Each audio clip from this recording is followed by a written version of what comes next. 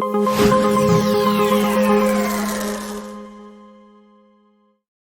Great Bible Treasure Hunt. Once upon a time in the small town of Holyville, there lived a curious boy named Benny. Benny loved adventures, but he didn't know that his greatest treasure was hiding right under his nose, his Bible. One sunny morning, Benny's mom called out, "Benny, time to clean your room." But instead of cleaning, Benny decided to go on a treasure hunt. He grabbed a magnifying glass and put on his detective hat, which looked suspiciously like a colander. "I'm ready for action," he declared. As he rummaged through his messy room, he stumbled upon something dusty and forgotten. A big, colorful book. It was his Bible. "What's this doing here?" he wondered. Just then, his friend Lucy burst in. She was wearing a pirate hat and had an eye patch over one eye. "I hear there be treasures to find," she exclaimed. "Lucy, this is my Bible," said Benny. "But it looks boring." "Boring?" Lucy gasped dramatically. "This is where all the best stories are, like pirates and giants." Benny raised an eyebrow. "Pirates? In the Bible?" "Absolutely," Lucy replied with excitement. "Remember Jonah?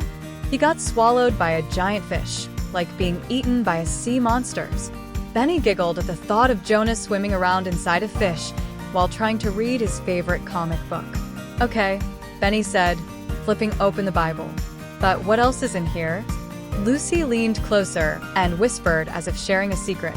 "There are heroes who fight lions without any swords, and people who walk on water. You could even say they were fishing for compliments." Benny laughed so hard that he almost dropped the Bible. "That sounds awesome. But how do we find these stories?" "Easy peasy," Lucy replied confidently. "We just need to read it together.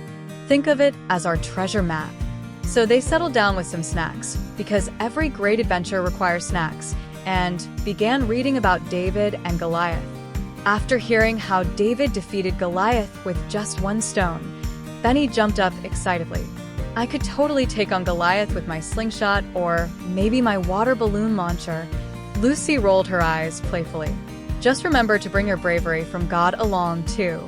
Then they read about Jesus feeding 5,000 people with 5 loaves of bread and 2 fish. Benny's eyes widened in disbelief. That's like having enough pizza for everyone at school lunch without running out. With each story they discovered, their imaginations soared higher than ever before.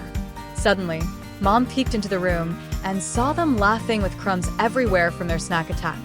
She smiled and said, "Looks like you found more than just dust bunnies." Benny grinned widely as he held up the Bible proudly.